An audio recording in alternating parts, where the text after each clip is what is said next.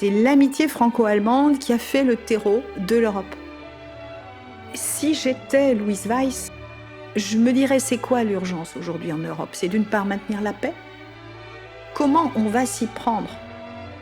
Il est absolument essentiel d'arriver à consulter avec le suffrage universel les citoyens et les citoyennes pour que l'Europe agisse dans le sens de l'intérêt général.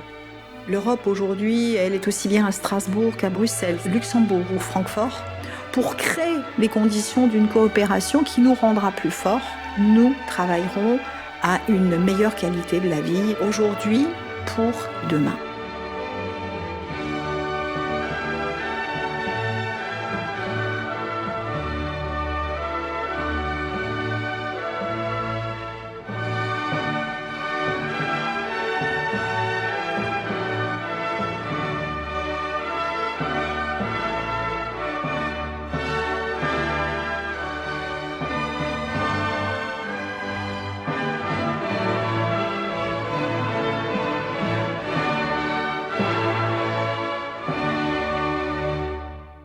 Louise Weiss est l'une des femmes les plus extraordinaires de ce siècle. Ça vous ennuie quand on vous dit que vous êtes un phénomène? Louise Weiss, est-ce que les jeunes femmes vous connaissent? Madame la doyenne des élus européens, Madame le député, Madame Louise Weiss, comment me permettez-vous de vous appeler? Je vous en prie, appelez-moi Loulou, comme tous mes amis. À un poste officiel, Madame Louise Weiss préfère l'action. Avec ses militantes, elle manifeste sur le champ de course de Longchamp avant le départ du Grand Prix pour rappeler au gouvernement son devoir. Sous la conduite de Madame Louise Weiss, les militantes du féminisme sont venues place de la Bastille portant des chaînes symboliques dont elles font ensuite un feu de joie. Au cours d'une autre manifestation, une barrière de femmes enchaînées est formée à l'entrée de la rue Royale. Écrivain et journaliste au plus haut niveau, elle a sillonné le monde, elle a été le témoin des plus grands événements. Elle a vu de près tout ce qui a compté pendant une grande période de notre histoire. Elle a vu de près tous les hommes qui ont modelé cette histoire. Elle a vu Trotsky, Lénine, Clémenceau, Blum, Briand, Mao, et le président Wilson, et aussi Giraudoux, Valéry, Colette, Rio, Léon-Paul Fargue. La liste est encore longue. Vous étiez issu d'une famille bourgeoise.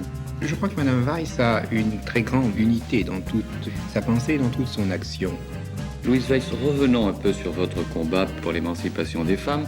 Est-ce que, à ce moment-là, vous vous rendiez compte de ce que vous mettiez en mouvement?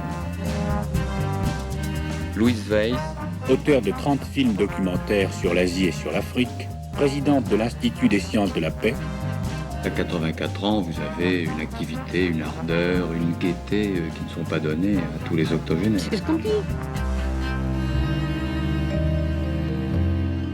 Alors, Madame Louise Weiss, vous qui avez été européenne avant tout le monde, que pensez-vous actuellement de cette Europe dont on parle tant? L'Europe a existé au Moyen-Âge. Elle a existé à la Renaissance. Elle a existé au temps du siècle des Lumières. Eh bien, je voudrais qu'elle retrouve son âme d'antan. L'Europe, c'est comme le grand amour. Tout le monde en parle et rares sont ceux qui l'ont vu.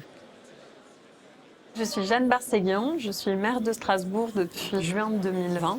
Ça fait 4 ans et professionnellement, avant d'être en politique, j'étais éco-conseillère, c'est-à-dire que j'ai beaucoup travaillé dans le domaine de l'environnement et notamment de la coopération franco-allemande.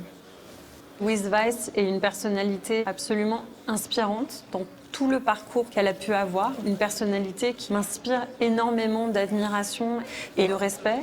Quand je relis son parcours, se faire une place dans un monde d'hommes, au départ d'ailleurs avec un pseudonyme masculin à une époque où écrire sous le nom d'une femme c'était compliqué, son engagement toute sa vie pour la paix, son action de résistante et puis cette femme qui a porté haut et fort les droits des femmes et leur place dans la société comme en démocratie et enfin évidemment cette grande européenne qui a su, avant même d'ailleurs les étapes fondamentales qui ont suivi la Seconde Guerre mondiale, dessiner un chemin de paix et de coopération, un chemin dont elle a pu rappeler sa vision en 1979, alors élue eurodéputée dans son fameux discours historique. Madame le Président,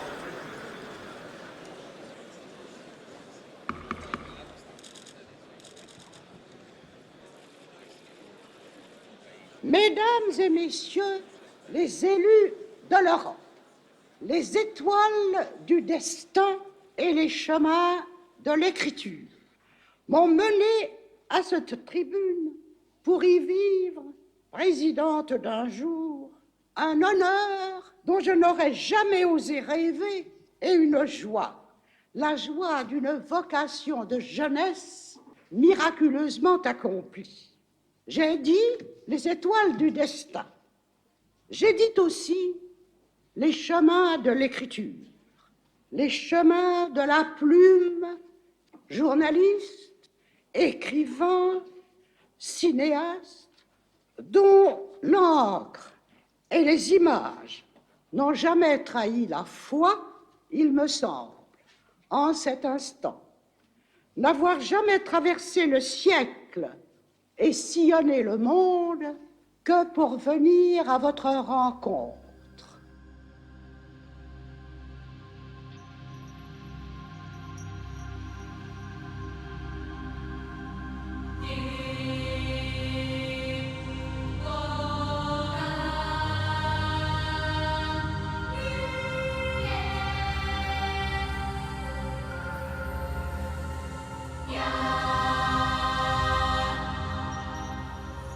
Je dois beaucoup au professeur du lycée de filles, dans lequel j'ai fait mes études pendant 10 ans, et les pionnières de la première génération des femmes agrégées, et qui nous ont insufflé leur amour du progrès social et de la connaissance. J'ai été la plus jeune agrégée de mon temps.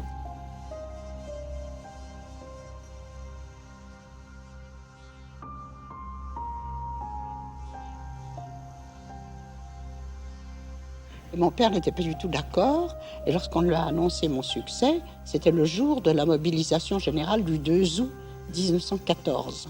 Alors ma mère a dit « Oh, un désastre fera passer l'autre ».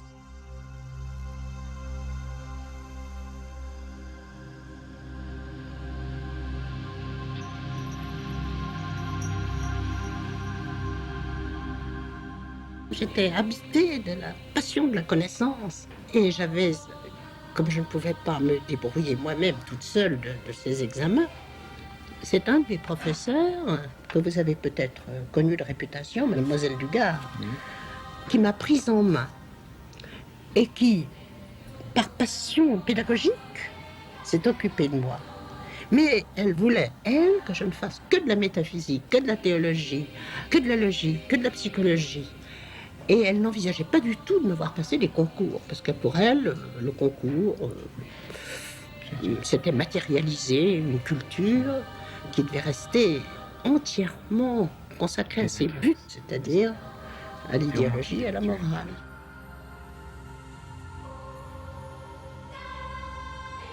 J'étais extraordinairement sensible à toutes les idéologies nouvelles que l'on sentait germer dans la société française d'alors. Ces idées fusaient de toutes parts. Elles venaient des tranchées, elles venaient des hôpitaux de l'arrière, elles venaient des intellectuels plus âgés qui avaient réfléchi et souffert des événements. Entourée de jeunes camarades de valeur, j'ai eu la chance de pouvoir fonder une feuille que j'ai tout de suite appelée l'Europe Nouvelle, et dont les premiers numéros ont paru au mois de janvier 1918.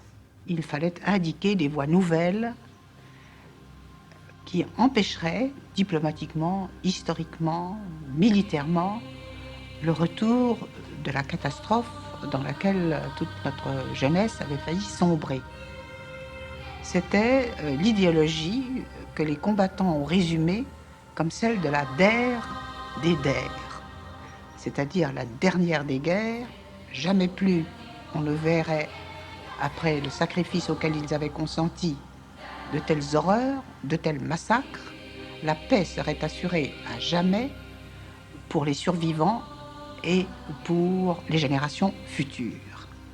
C'est de tout cœur, avec cette idéologie-là, que j'ai fondé cette revue, l'Europe Nouvelle, qui devait avoir si longue vie et, je crois, réunir autour d'elle les meilleurs esprits de l'Europe entre les deux guerres. En amoureuse de l'Europe et pour tâcher de formuler avec vous les angoisses et les espérances qui tourmentent, qui soulèvent notre conscience collective. Nos peuples nous écoutent. Les deux Amériques, l'Asie, l'Afrique, l'Océanie nous écoutent. Ah, mes merveilleux Européens, sauvegardons ensemble notre bien le plus précieux, à savoir notre culture et notre fraternité en cette culture. Que cette journée historique ne s'achève pas sans qu'une flamme nouvelle ait brillé aux cieux de notre civilisation en travail de rajeunissement, et que cette flamme, ce soit vous qui l'ayez allumée ici, à Strasbourg, la métropole symbolique de la réconciliation continentale.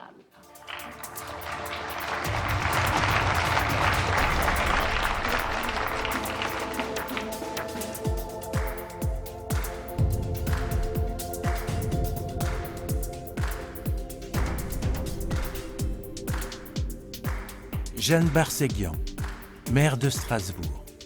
Il me semble que ce qui a été pensé par les pères fondateurs, mais aussi les mères fondatrices de l'Europe, c'est plutôt l'idée d'une Europe polycentrique. Évidemment, l'histoire de Strasbourg est particulière puisqu'elle incarne un champ de bataille devenu terre de réconciliation et de paix dans une région qui a été ballottée de conflit en conflit avec les conséquences et les drames humains que nous connaissons. Donc le symbole de Strasbourg, siège du Parlement européen, est très fort. Pour autant, les autres villes, Bruxelles, mais aussi Luxembourg, Francfort, assument également des fonctions européennes absolument éminentes. Et pour ma part, je suis plutôt dans une logique de coopération entre ces différentes villes. Et je tâche, notamment avec Bruxelles et Luxembourg, de relancer ce qu'on appelle le réseau des 3 capitales européennes.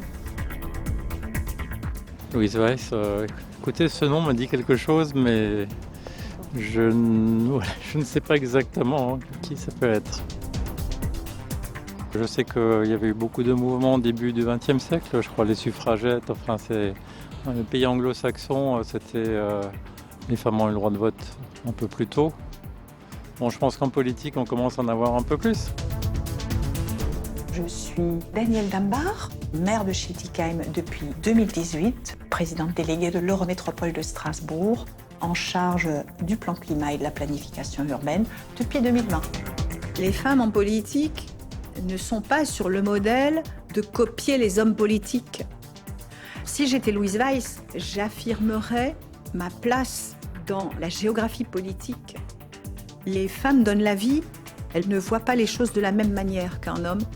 Elles impriment leur propre manière d'être, elles portent une attention différente, plus fine peut-être, au respect du vivant.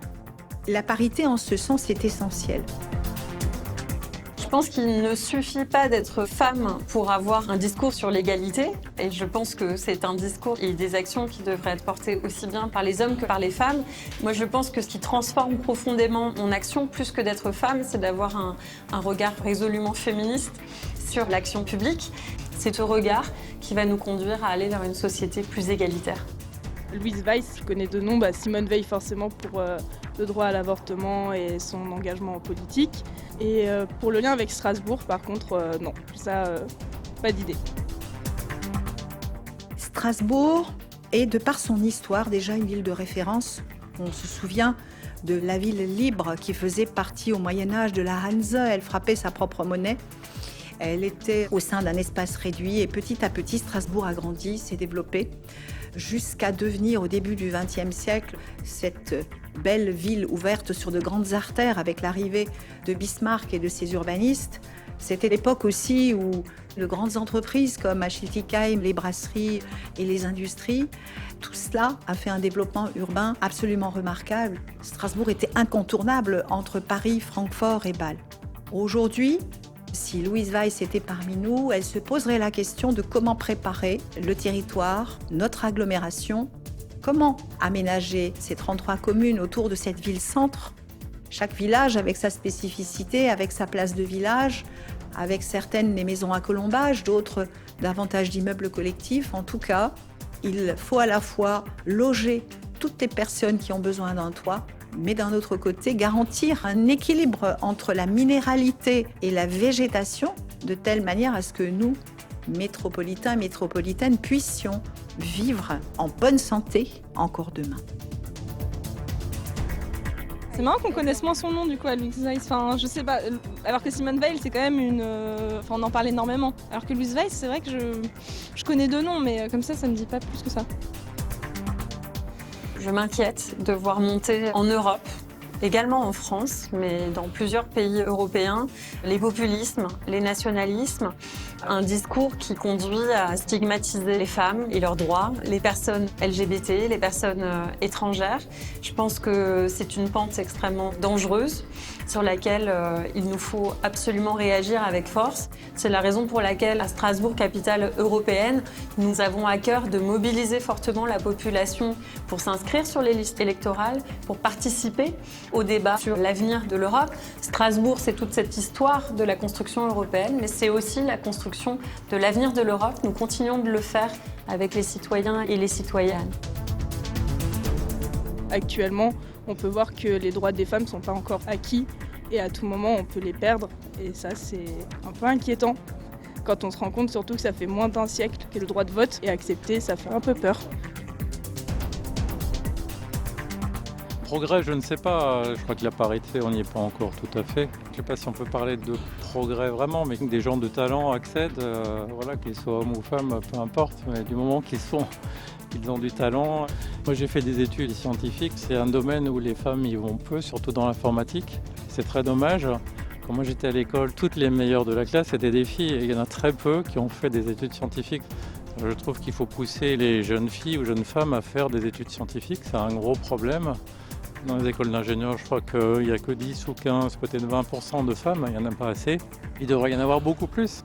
Et je trouve ça fort dommageable qu'il n'y ait pas plus de femmes qui fassent des métiers, soit dans la recherche, soit dans les sciences, l'ingénierie, etc.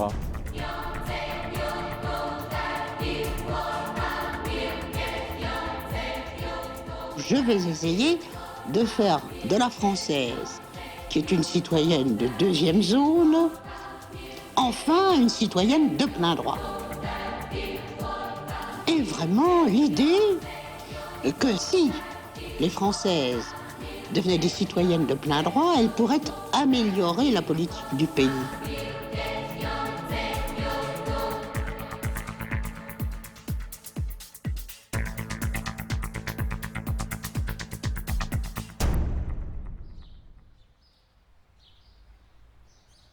Nous sommes sur la place principale de Saverne, en face du château des Rohan, à proximité d'une fontaine où est assise Louise Weiss.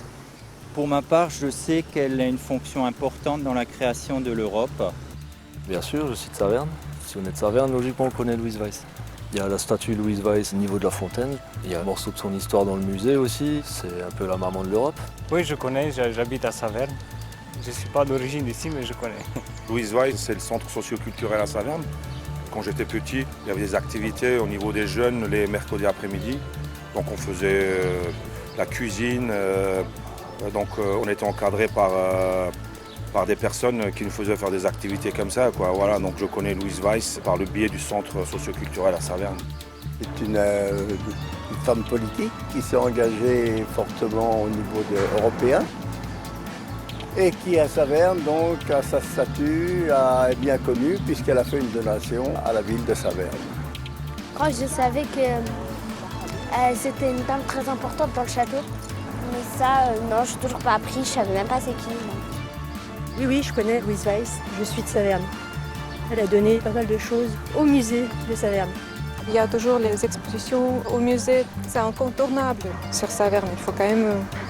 C'est l'histoire aussi de la France, c'est très important. Et en plus, c'est une femme remarquable et comme j'ai deux filles, bien sûr, je vais les transmettre l'importance aussi des femmes dans la vie, qu'elles peuvent voilà, il faut y aller pour le développement.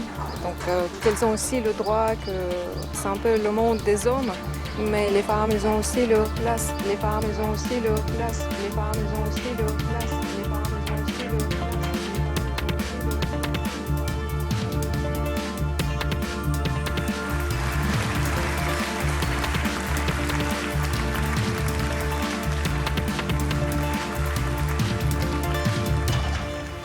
Vous aurez encore bien des différends à régler, des intérêts à débattre, des contestations à résoudre. Mais savez-vous ce que vous mettrez à la place des hommes d'armes, des canons, des lances, des piques, des épées? Vous mettrez une petite boîte de sapin que vous appellerez l'urne du scrutin.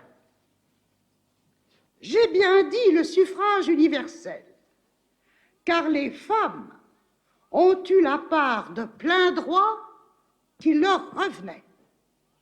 Elles ne l'auraient pas eu, cette part, lorsque je conduisais en France le combat pour leur égalité dans un climat si désuet que nos adversaires pouvaient avec succès arguer que les mains des femmes étaient faites pour être cajolées et non point pour déposer des bulletins de vote dans les urnes. Les Européennes ont cependant usé de leurs bulletins et les voici maintenant, en bien des palais et bien des gratte-ciels, aux rênes du pouvoir. Elles sont conscientes, sans esprit de ségrégation, de la tâche qui les attend.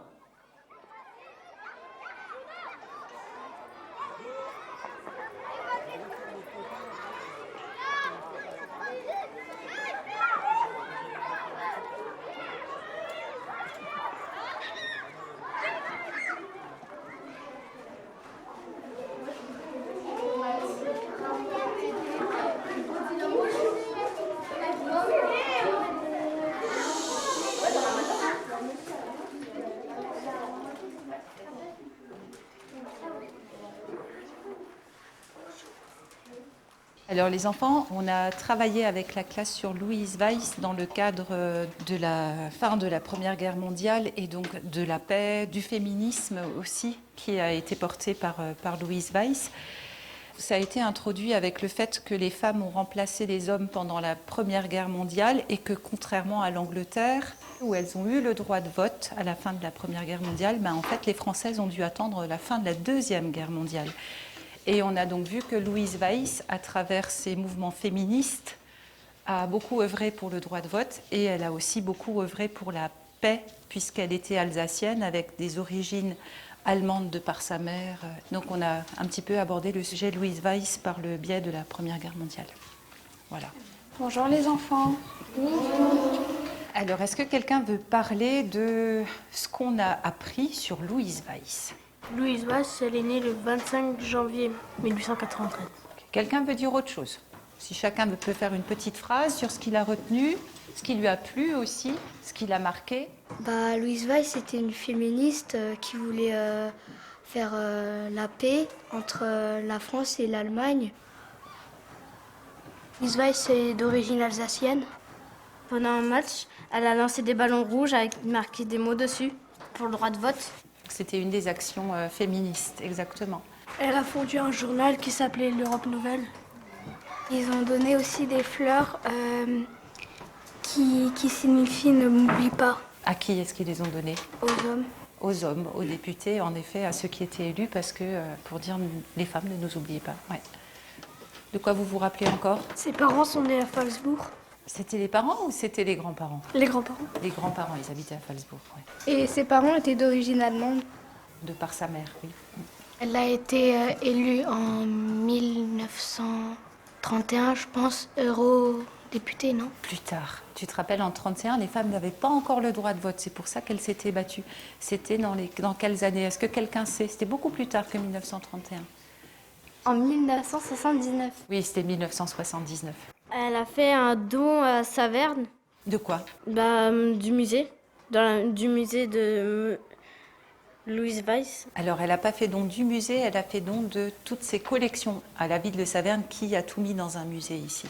Autre chose encore à rajouter? Malgré que son père ne voulait pas qu'elle fasse des études, elle en a quand même fait. Elle était maîtresse, ensuite journaliste, ensuite écrivain. Pendant la Première Guerre mondiale. Infirmière. Infirmière. Et femme politique. Et femme politique. Qu'est-ce qu'elle vous inspire, Louise Weiss? À toujours rester forte et se combattre mais gentiment pour avoir ce qu'on désire.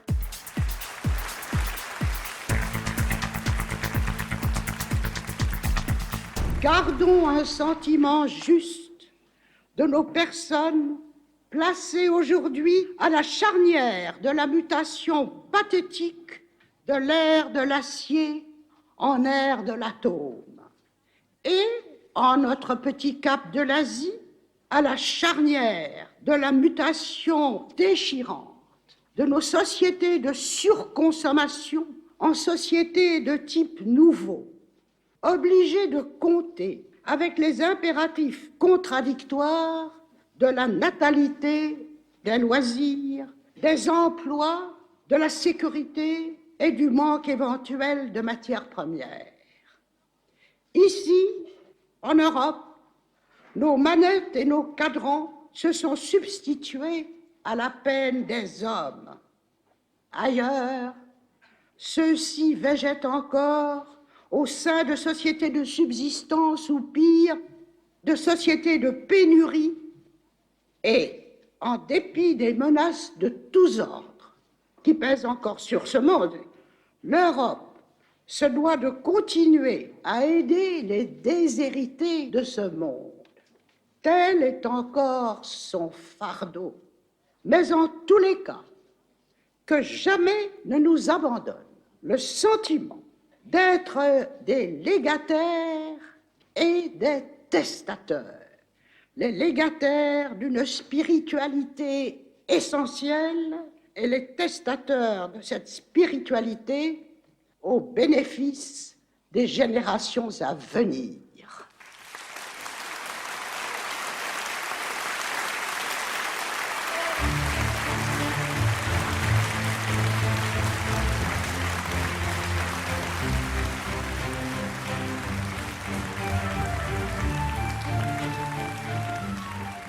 Stéphane Leyenberger, maire de Saverne. J'ai eu la chance d'être élève au lycée de Saverne et dans ces circonstances-là, je connaissais Louise Weiss. J'ai eu l'occasion de visiter aussi le musée Louise Weiss, comme je l'espère tous les élèves qui passent à Saverne. Mais il est vrai que depuis que je suis élu et maire de Saverne, j'ai pris vraiment conscience de la dimension du personnage, de son œuvre et surtout de l'actualité de son œuvre. Ce qui a fait que, avec l'équipe municipale que j'ai la chance de diriger, on a vraiment souhaité, parmi nos objectifs politiques de ce mandat, mettre Louise Weiss davantage au goût du jour qu'elle ne l'est aujourd'hui, la faire mieux connaître, d'abord aux Savernois, c'est important puisqu'ils sont tous légataires universels de cette grande dame, et puis aussi en faire un élément de rayonnement de notre ville. Il y a quelque chose qui m'intéresse beaucoup, c'est qu'au début du XXe siècle, on appelait Saverne le petit laboratoire de l'Europe. Un certain nombre de, je dirais presque d'arrière-grands-parents de l'idée européenne se réunissaient à Saverne dans la villa qu'avait acheté l'écrivain Edmond About pour réfléchir à l'Europe. Edmond About, Jean Depange, d'autres personnes étaient là dès le début du XXe siècle pour se dire que les nations européennes feraient mieux de travailler entre elles plutôt que de se faire la guerre. Louise Weiss a quelque part repris, avec d'autres bien sûr, mais elle a repris ce flambeau entre les deux guerres. L'Europe Nouvelle, le magazine qu'elle a fondé, qu'elle a dirigé, avait vraiment ce but-là également. Et donc l'histoire parfois est cohérente, même si sans doute qu'il n'y a pas de lien entre ces différents événements, fait que finalement à Saverne, on a une conscience européenne qui est ancrée. Et c'est peut-être pas un hasard que Louise Weiss ait fait de Saverne sa légataire universelle, même si elle n'est pas savernoise. Louise Weiss est née à Arras, elle n'y a jamais vécu. Elle avait de la famille qui vivait pas très loin d'ici, à la Petite-Pierre, à une quinzaine de kilomètres d'ici. Et c'est un petit peu le hasard qui fait qu'elle a décidé, qu'elle a jeté son dévolu sur Saverne. Mais peut-être qu'il n'y a pas de hasard.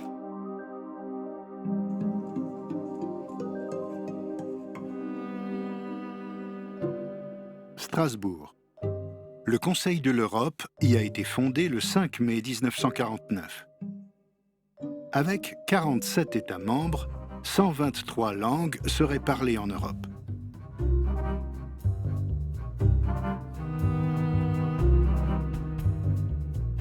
The aim of the Council of Europe: promote peace and closer unity between Europeans based on the set of values that we all share: human rights, democracy and the rule of law. Je m'appelle Despina Chatzivassiliou. Je suis secrétaire générale de l'Assemblée parlementaire du Conseil de l'Europe. Je suis la première femme secrétaire générale de l'Assemblée parlementaire élue après plus de 70 ans de l'histoire de l'organisation à ce poste. Pour moi, c'est surtout mon parcours académique et professionnel qui m'a amenée ici. Je suis entrée au Conseil de l'Europe exactement il y a 30 ans, en 1993, en pleine période d'élargissement de cette organisation, quand les États de l'Europe centrale et orientale sortaient de tant d'années de communisme et voulaient rejoindre la Grande Europe. Pendant tous ces 30 ans, j'étais au service de la démocratie, des États de droit et des droits humains au sein du Conseil de l'Europe, dans différents postes et responsabilités. Je suis juriste de formation, j'ai un doctorat sur la Convention européenne des droits de l'homme. Donc, pour moi, c'était tout à fait naturel de postuler pour le sommet, si vous voulez, de cette organisation quand l'opportunité a apparu il y a 2 ans. Maintenant, le fait que j'étais femme et qu'il n'y ait jamais eu avant une secrétaire générale de l'Assemblée parlementaire femme était une motivation de plus.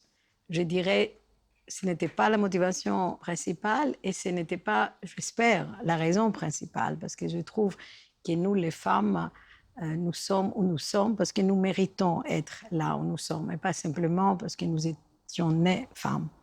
En même temps, pour moi, c'était vraiment un grand défi pour donner aussi un exemple aux femmes plus jeunes que moi, pour leur montrer que nous pouvons y arriver si nous avons les compétences, si nous avons les qualités pour le job et ne pas avoir peur d'affronter un poste qui était depuis 70 ans occupé par des hommes.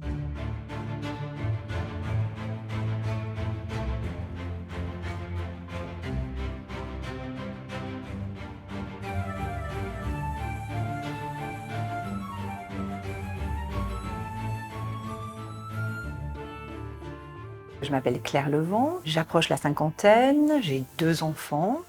Je suis d'origine du sud de la France et lorsque je suis venue m'installer ici à Saverne, eh bien, j'ai découvert Louise Weiss. Ça a été une rencontre, un heureux hasard. Son parcours de vie m'a beaucoup interpellée. Et donc à ce jour, je suis enseignante de philosophie au lycée du Haut-Bar de Saverne, mais j'ai aussi la chance d'être mandatée par la ville de Saverne pour la promotion de la vie et de l'œuvre de Louise Weiss. Louise Weiss a de nombreuses facettes. Pour moi, c'est d'abord une femme de paix, la colonne vertébrale de son combat. Et il me semble que tous ces combats peuvent se raccrocher à cette racine fondatrice. Et là où on pourrait voir un éclatement un peu multiple, pour moi, il y a une tonalité de fond. Femme de paix, mais aussi évidemment très grande européenne, et c'est corrélé. Et également une grande féministe, engagée, militante, avec beaucoup d'humour. Une humaniste incroyable qui, tout au long de sa vie, a mené des actions humanitaires. Elle a soutenu des gens dans la misère. Et c'est pas anecdotique, c'est tout au long de son existence. Et enfin, c'est une vraie femme de lettres qui a écrit de nombreux ouvrages. Alors non seulement sa célèbre autobiographie « Les mémoires d'une Européenne », mais aussi des romans particulièrement brillants, que je trouve agréables à lire et très stimulants, et des pièces de théâtre, des nouvelles, des comptes rendus de voyage. C'est son travail sur l'irinologie, science de la paix, et qui est corrélé à son travail sur la polémologie, l'étude des facteurs belligènes.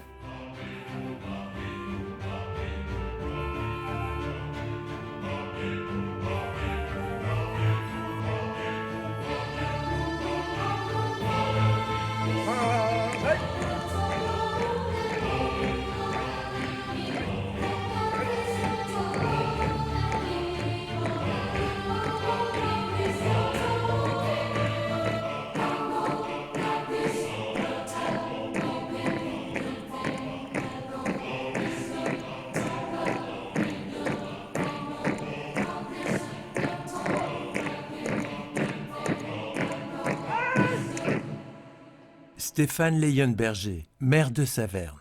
J'ai la chance d'être juriste au Conseil de l'Europe. Je travaille actuellement dans la lutte contre la corruption au sein de cette institution qui est la plus ancienne et la plus large des institutions européennes puisqu'elle a été fondée en 1947 sur les ruines de la Deuxième Guerre mondiale avec vraiment la volonté des pères créateurs du Conseil de l'Europe de dire ne nous faisons plus la guerre entre pays européens, ayons un projet commun basé sur les droits de l'homme, la démocratie et l'état de droit. C'est tout le sens encore aujourd'hui du Conseil de l'Europe qui a tenu il y a quelques jours encore un sommet en Islande pour rappeler les principes fondamentaux de notre organisation qui nous ramène assez naturellement à Louise Weiss puisque son combat, ses écrits, que ce soit comme journaliste, comme écrivaine, comme femme politique, ont été véritablement des combats pour l'Europe, pour la paix en Europe. Et donc le Conseil de l'Europe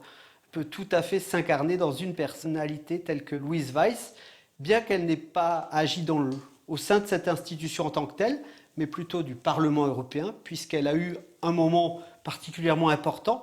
Elle a présidé la première session du Parlement européen élu au suffrage universel en tant que doyenne d'âge de cette assemblée et elle a pu remettre le siège de présidente de ce Parlement européen à une autre grande européenne qui est Simone Veil.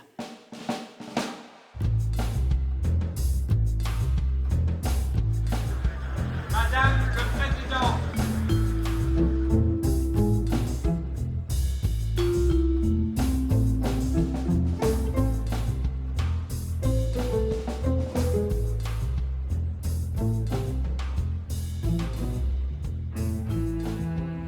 Mes chers collègues, mesdames, messieurs, c'est un très grand honneur que vous m'avez fait en m'appelant à la présidence du Parlement européen. Aussi, l'émotion qui est la mienne, en prenant place à ce fauteuil, est-elle plus profonde que je ne le saurais l'exprimer.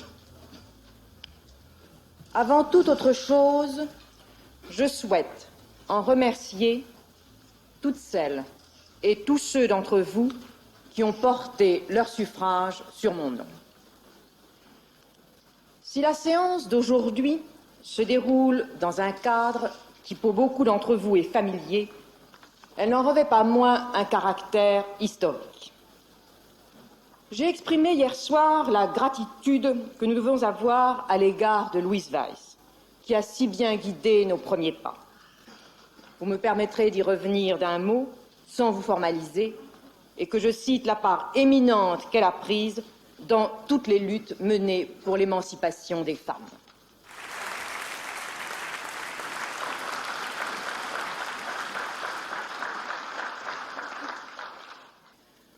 Pour la première fois, en effet, dans l'histoire, dans une histoire qui les a vus si souvent divisés, opposés, acharnés à se détruire, les Européens ont élu, ensemble, leurs délégués à une assemblée commune qui représente aujourd'hui, dans cette salle, plus de 260 millions de citoyens. Ces élections constituent, à n'en pas douter, un événement capital dans la construction de l'Europe depuis la signature des traités. La novation historique que représente l'élection du Parlement européen au suffrage universel, chacun de nous, quelle que soit son appartenance politique, a conscience qu'elle se produit précisément à un moment crucial pour les peuples de la communauté. Tous les États membres de celle-ci sont en effet aujourd'hui confrontés à trois défis majeurs, celui de la paix, celui de la liberté, celui du bien-être. Et il semble bien que la dimension européenne soit seule en mesure de leur permettre de relever ces défis.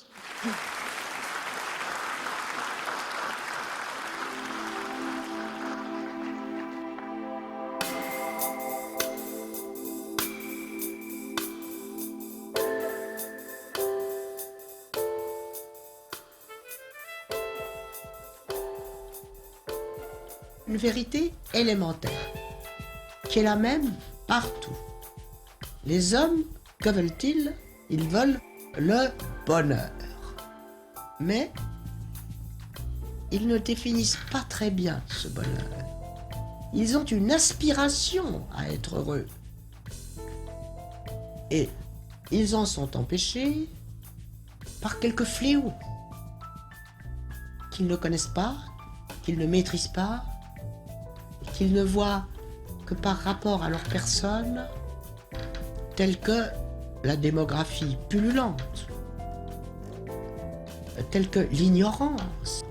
Et deuxième vérité élémentaire, qui peut être tout à fait contradictoire avec la première, c'est que si les hommes veulent, je dirais presque désespérément le bonheur, ils préfèrent au bonheur le pouvoir, la domination, du moins dans les collectivités fortes, que l'on appelle viriles. Peut-être à tort, parce que les femmes jouent un grand rôle dans ces civilisations. Eh bien, pour dominer, on est prêt à sacrifier son bonheur, c'est-à-dire à faire la guerre. J'ai toujours suivi, avec un intérêt passionné, les conférences ayant trait au désarmement. Un désarmement qui, finalement, a abouti à un armement monstrueux, qui met en danger, ou qui pourrait mettre en danger, la planète entière. Mais les armes sont des innocentes. Elles sont inertes tant que le cerveau n'a pas décidé dans quel sens les faire partir. Si bien que si la conquête des armes est quelque chose d'important, la conquête des cerveaux l'est encore bien plus. Et si nous assistons à une course aux armements épouvantables, nous assistons maintenant, et avec plus de conscience que jamais, à cause des masses médias, à la course à la conquête des cerveaux. Et finalement, sera le maître du monde celui qui sera le maître des cerveaux.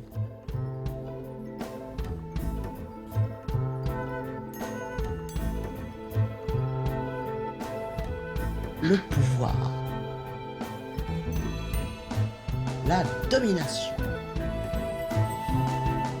le maître du monde, le maître des cerveaux.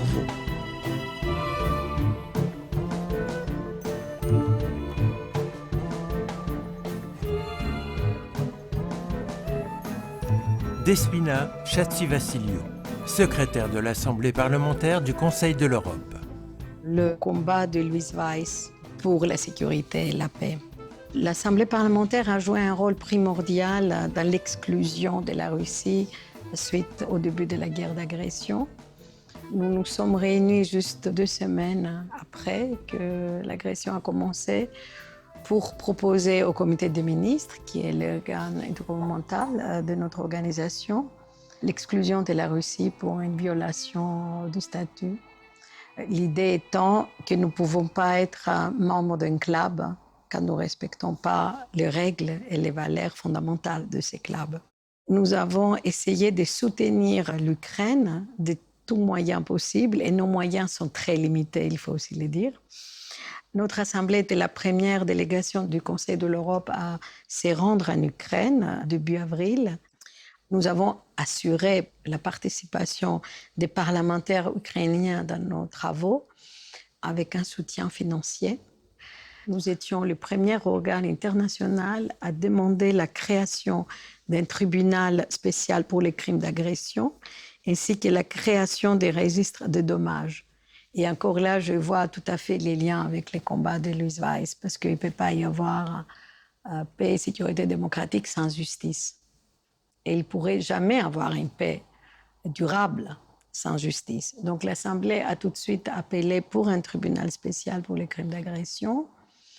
Et aujourd'hui, le Conseil de l'Europe, grâce aux efforts de notre secrétaire général du Conseil de l'Europe, de notre comité des ministres, a créé un registre de dommages. Et nous avons eu à Riga, plus tôt cette semaine, la 2e déjà réunion de la conférence des parties pour que les victimes d'aujourd'hui puissent un jour être compensées. Et on espère que ce jour sera le plus tôt possible.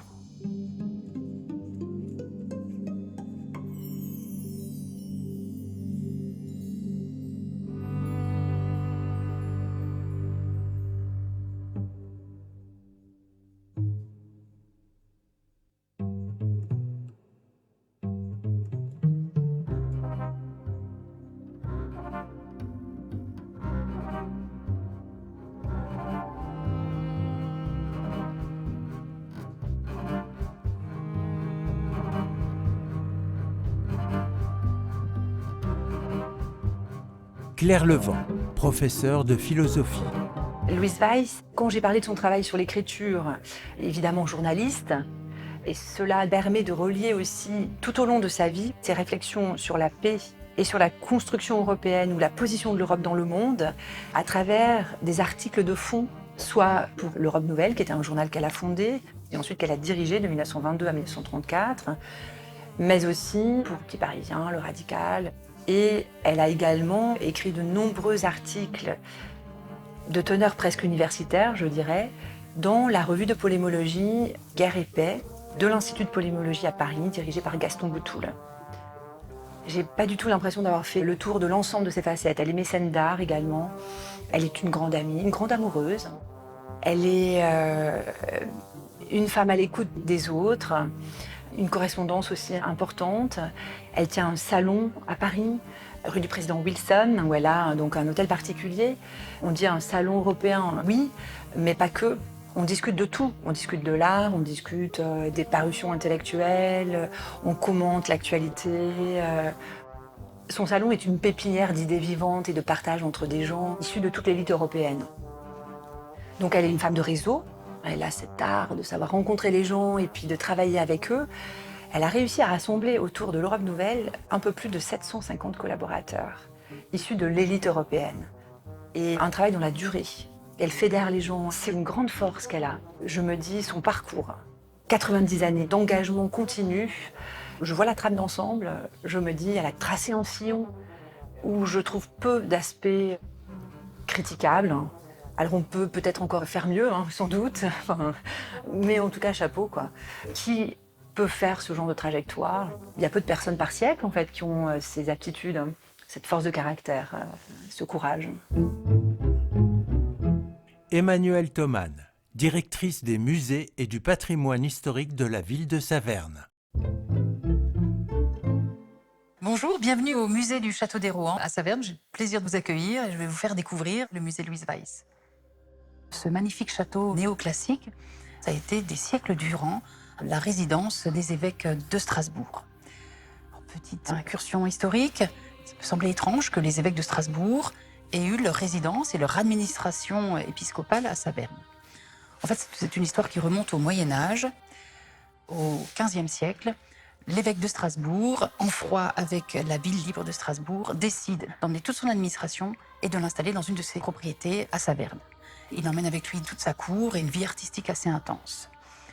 Et c'est une succession de châteaux qui, du XVe siècle jusqu'au XVIIIe siècle, permettront d'arriver à ce magnifique château néoclassique. Alors ce château aujourd'hui n'est plus épiscopal. Il a ensuite été un asile pour les veuves militaires, puis à partir de 1870, après l'annexion, il est devenu caserne. Caserne allemande, puis caserne française, puis à nouveau caserne allemande. Et ce n'est qu'en 1952 que la ville l'acquiert et qu'à ce moment-là, elle développe quantité de projets résolument, dès le départ.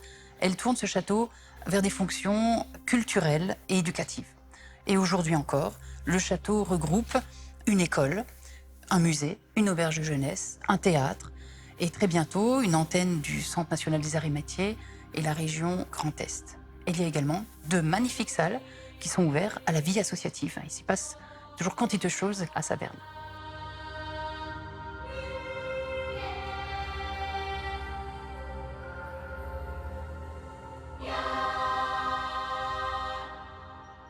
Le rapport entre Louise Weiss et le château, c'est le musée. À 80 ans, dans les années 70, Louise Weiss se soucie de l'image et de l'histoire qui va rester d'elle et de ses engagements tout au long du XXe siècle. Et elle prend contact avec le musée d'Arras. Elle a sûrement déjà l'idée d'avoir une petite section qui lui est dédiée au musée d'Arras, sa ville natale. Malheureusement, le conservateur de l'époque ne semblait pas très favorable. On a des échanges de courriers qui vont dans ce sens. Et un jour, alors qu'elle est parlementaire et qu'elle revient de Strasbourg vers Paris en train, elle croise dans le train Adrien Zeller, le député-maire de Saverne, à qui elle fait part un peu de ses déboires avec le conservateur du musée d'Arras. Et là, Adrien Zeller lui aurait dit, écoutez, mais aucun problème, venez à Saverne, nous avons un musée, nous serions très honorés d'accueillir une section qui vous est dédiée. Visiblement, ce premier rendez-vous est suivi d'autres rencontres qui conduisent en 1981 à une première donation du vivant de Louise Weiss. Cette donation permet de monter 2 salles consacrées à Louise Weiss avec des objets de son quotidien Et cette première exposition est inaugurée en présence, bien sûr, de l'intéressé Louise Weiss, mais également en présence de Simone Veil, présidente du Parlement. Adrian Zeher était très pro-européen. C'était un véritable admirateur de Louise Weiss. Louise Weiss est résolument française, européenne et née à Arras. Elle a de très fortes racines alsaciennes. Cette première donation de 1981, qui a conduit à cette première exposition, sera suivie en 1983 d'un legs. En effet, au décès de Louise Weiss, en mai 1983, Louise Weiss, dans son testament, fait de la ville de Saverne sa légataire universelle. C'est-à-dire qu'à ce moment-là, la ville récupère non seulement le reste des biens, du mobilier, des collections de tableaux, des œuvres, de la correspondance, mais également des propriétés de Louise Weiss, tant à Paris qu'à Biarritz, ainsi que les droits patrimoniaux liés à son œuvre, que ce soit les livres et les films. Louise Weiss a demandé à ce que ce soit vendu au mieux pour que la ville récupère l'argent du produit des ventes de ses biens immobiliers et qu'elle consacre cet argent à la restauration du château et à la réalisation du musée Louise Weiss. Pour réaliser un musée, ça prend du temps, de définir un projet, de trouver l'architecte, de définir un projet scénographique. Le musée a été, au final, inauguré à la fin des années 90.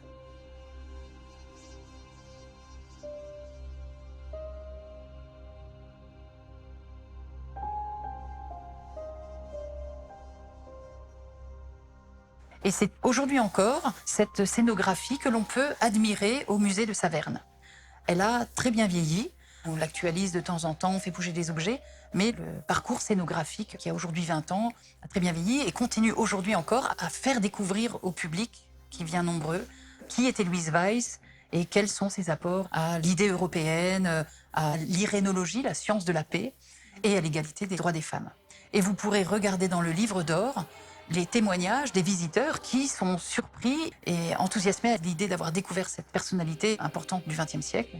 Ils sont surpris d'ailleurs qu'elle soit encore si peu connue. Mais le musée de Saverne contribue à faire rayonner justement son image et son message.